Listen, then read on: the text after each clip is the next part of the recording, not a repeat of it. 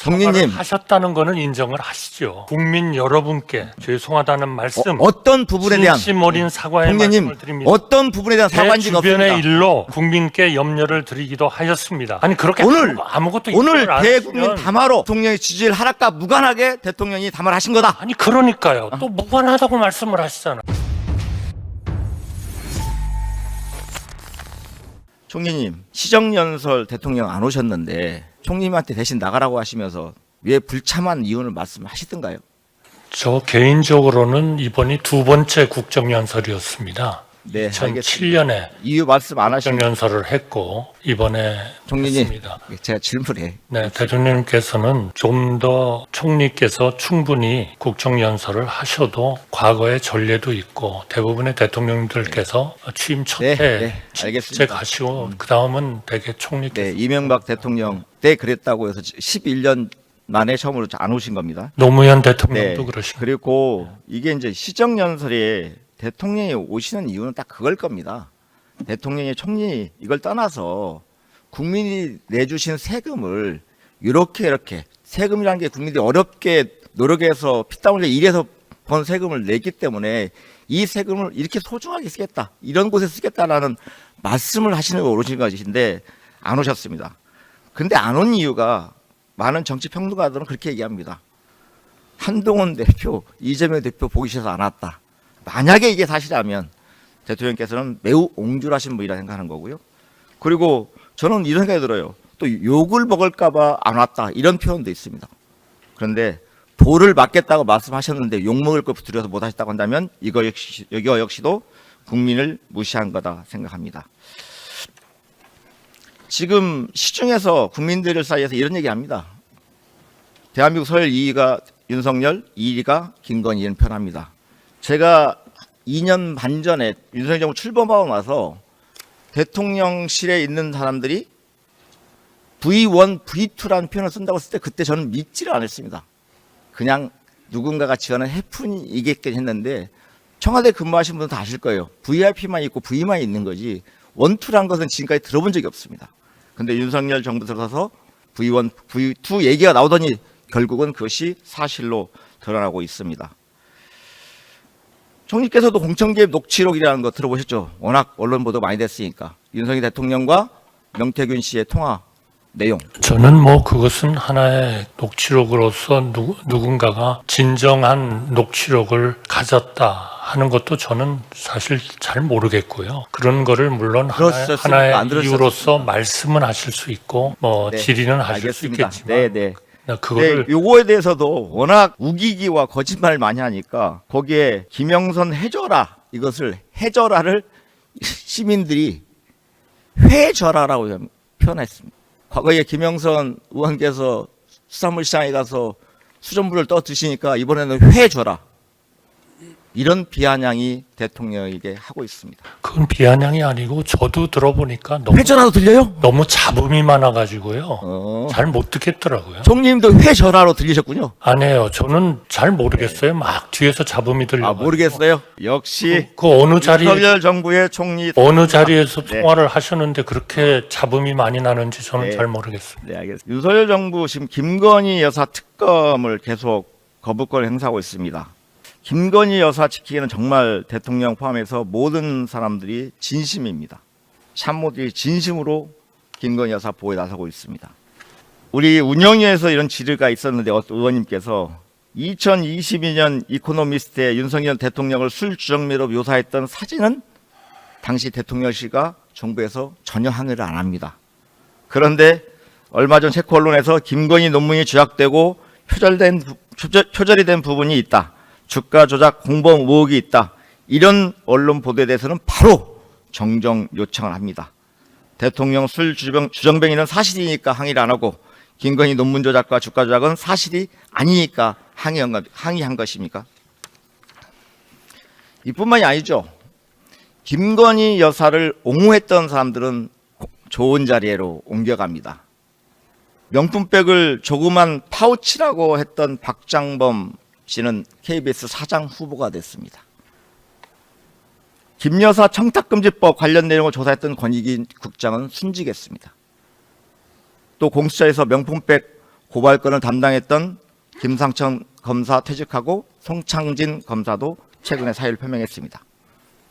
반면에 박장범 KB 사장처럼 양평 고속도로 의혹 무마해주고 창원 산단 부지 선정에도 도움이 줬다는 의혹이 제기되는 원희룡 전 장관은 친윤 실세로 등극했습니다. 최초로 전 선거방송 심의위원회, MBC 스트레이트 김 여사 관련 보도를 했다고 최고 수준의 징계를 했습니다. 그리고 김동률 전 서강대 교수, 김 여사에 대해서 건의 창가를 부릅니다.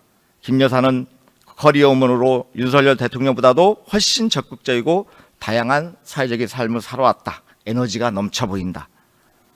그런 그녀에게 한간의 논란을 빌미로 관저에서 조신하게 칩거하기를 기대하는 것은 행여 지나치지 않을까. 이분은 현 방송문화진흥회 이사가 됐습니다. 진정한 김건희 여사가 현 정권의 실세라는 것, 이것이 드러나고 있습니다. 다음 PPT 한번 보시죠. 부정부패하는 머슴은 머슴이 아니다. 대먹지 못한 머슴부터 갈아치워야 하고 조선시대 같으면 곤장도 쳤을 것이다. 누가 하신 말씀, 총리님, 누가 하신 말씀인지 알죠? 이재명 대표께서 하셨나요? 대통령께서 하신 말씀입니다. 후보실에 윤석열 대통령께서 하신 말씀인데요. 요게 이 표현은 좀 솔직하신 것 같아요. 머슴이 머리가 좀 나쁘고 뭘 잘 몰라도 이건 좀 맞는 얘기 같고요. 그런데 자나깨나 주인 잘 모실 생각만 하면 잘 모실 수 있다. 이런 발언도 하셨습니다. 근데 머리 나쁘다고 했던 머슴이 윤석열 대통령이고 자나깨나 잘 모신다는 주인이 저희들은 국민이라고 이해했는데 국민이 아니라 김건희 여사였던 것 같습니다. 현재 국민들이 지금 조선시대 같으면 대통령을 곤장치고 싶은 마음이실 거라고 생각합니다. 다음 발언도 한번 보시죠. 과거 제가 가졌던 일관된 원칙과 잣대가 저와 제 가족, 제 주변에 대해도 똑같이 적용이 되어야 한다. 누가 하신 말씀일까요? 대통령께서 하셨다고 아마 의원님께서 네, 말씀하시고 싶으신 대통령께서 하신 말씀입니다. 그런데 보면 김건희 여사 허위 이력 논란이 있을 때 대통령 후보실 했던 말씀이고요. 이 내용은 어떤 내용이었냐면 후보 시절 김건희 여사가 수원여대에 제출한 교수 초빙 지원서에 허위 경력을 적었다는 의혹이 제기된 지 사흘 만에 기자회견을 하시면서 사과한 내용입니다. 제 아내와 관련된 논란으로 국민께 심려 끼쳐 죄송하다고 90도 머리를 숙여 사과하는 겁니다. 근데 지금은 좀 달라지셨을 것 같아요. 그렇게 일관된 원칙과 잣대가 저와 제 가족, 제 주변에 대해 똑같이 적용돼야 한다고 말씀하셨던 대통령께서 지금은 다르게 원칙과 기준을 하고 있거나 그렇지 않으면 김건희 여사는 가족이 아닌가 봅니다. 저는 이 원칙과 잣대가 일관되게 작동돼야 된다고 생각합니다. 다음 발언도 한번 보시죠. 더 이상 불의와 불공정에 국민이 고통받는 것을 두고 보지 않겠다. 이 또한 윤석열 대통령이 하신 말씀입니다. 후보 시절에. 그런데 윤석열 대통령 포함해서 이 정부 인사들이 과연 우리 국민들이 너무 고통받고 있는 모습이 안 보이는지 되묻고 싶습니다. 그래서 지금 사실은 민주당이 특검을 추진하고 있고 도이치모터 주가 조작, 명품 배수, 선거 개입, 관저 의혹 등에 대해서 진상규명을 하자고 합니다. 오늘 결국은 담화를 발표하셨는데 참 박근혜 탄핵 국면보다 저는 앞으로 더 심각해지지 않을까 생각합니다. 지난주에 윤석열 대통령 지지율이 처음으로 10%대로 떨어졌습니다. 근데 이 상황을 보면 청와대가 용산으로, 박근혜가 김건희와 윤석열로, 최순실이 명태균으로 연설을 작성, 대기업 후원 강요 뇌물에서 현 상황은 공천계획 장관인사관여 창원 산단의 국가정책 설계로 바뀌었을 뿐이지 현재 심각한 상황이라고 봅니다. 이 부분에 대해서 국민들이 심판을 내리고 계십니다. 그런데 이 사건이 보도된 지 박근혜 정부 시절에는 바로 한 달 만에 대국민 사과를 진행했는데 윤석열 대통령은 지금 오늘 2달 넘는 시간 동안 아무 말도 없이다가 거짓말만 변명만 하시다가 오늘 대국민 담화를 발표했는데 이 역시도 사과는 없었습니다.